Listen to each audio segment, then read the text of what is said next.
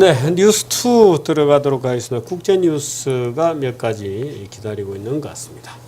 이소윤 씨 부탁합니다. 2부 뉴스 시작합니다. 러시아가 시리아 내 공습을 개시한 직후 타격 목표물을 두고 미국과의 갈등이 격화되고 있습니다. 러시아는 어제 순위파 무장단체 IS를 대상으로 시리아 공습을 가했습니다. 이에 대해 애슈턴 카터 미 국방장관은 이날 시리아 공습에 나선 러시아가 IS 대원들이 있지 않은 지역을 공격 목표로 삼은 것 같다며 러시아의 공습 대상이 IS가 아닌 것 같다고 비판했습니다.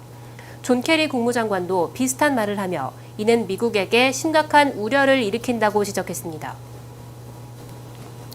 예, 아까 제가 말씀드렸습니다만 러시아에서는 무슨 소리냐, 우리가 공격한 것은 그 IS다.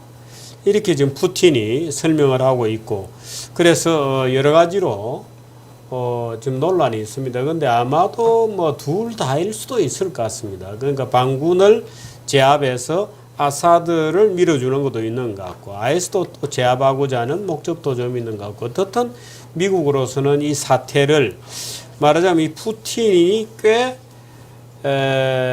뭐라 그럴까요? 중동의 평화를 그럼 내가 해보겠다. 미국 오케이, 당신들은 빠져. 그럼 중동 평화는 내가 만든다.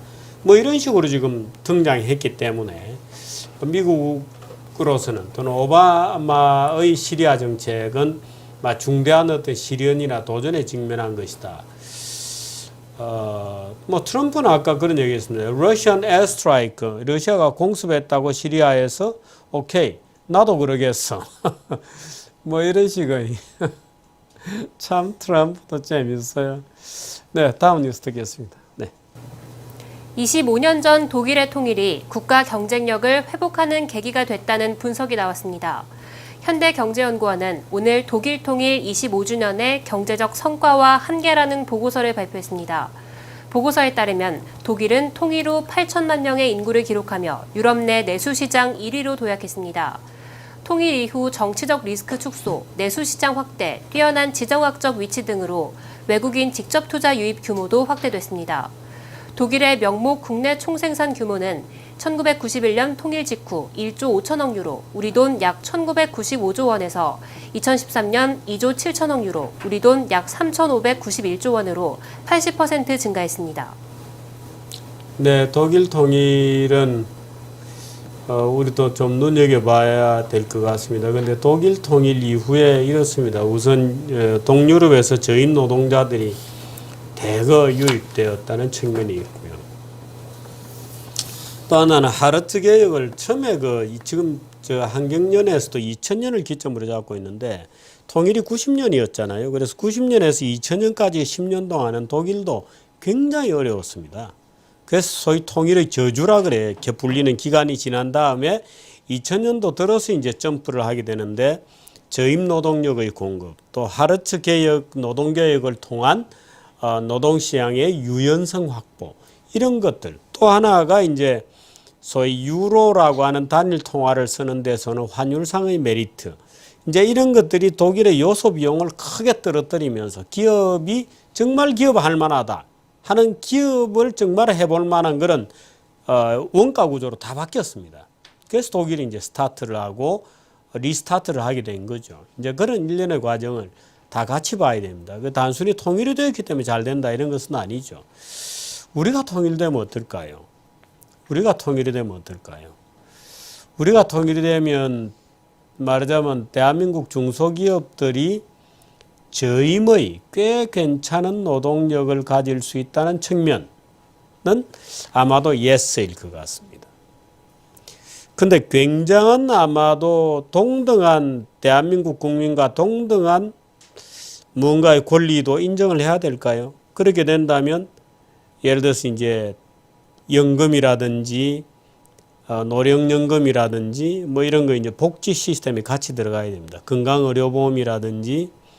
그랬을 경우에 대한민국이 지금 구축하고 있는 복지 시스템 전부가 견딜 수 없게 될 겁니다. 무너질 가능성이 있죠. 이런 문제를 비롯해서 우리가 생각해 볼 문제가 한두 가지가 아닙니다. 독일만 하더라도 동독과 서독이 그렇게 큰 격차가 나지 않았습니다. 약간 3대1 정도의 격차다. 근데 지금은 10대 1, 20대 1 이렇게 벌어져 있거든요. 그래서 대한민국 통일이 과연 독일 통일하고 어떤 조건에서 어떤 내부적인 어떤 불균형을 치유하는 과정을 거치게 될까에 대해서는 미정유의 경험해보지 않았던 그런 새로운 과제가 될 가능성이 굉장히 큽니다.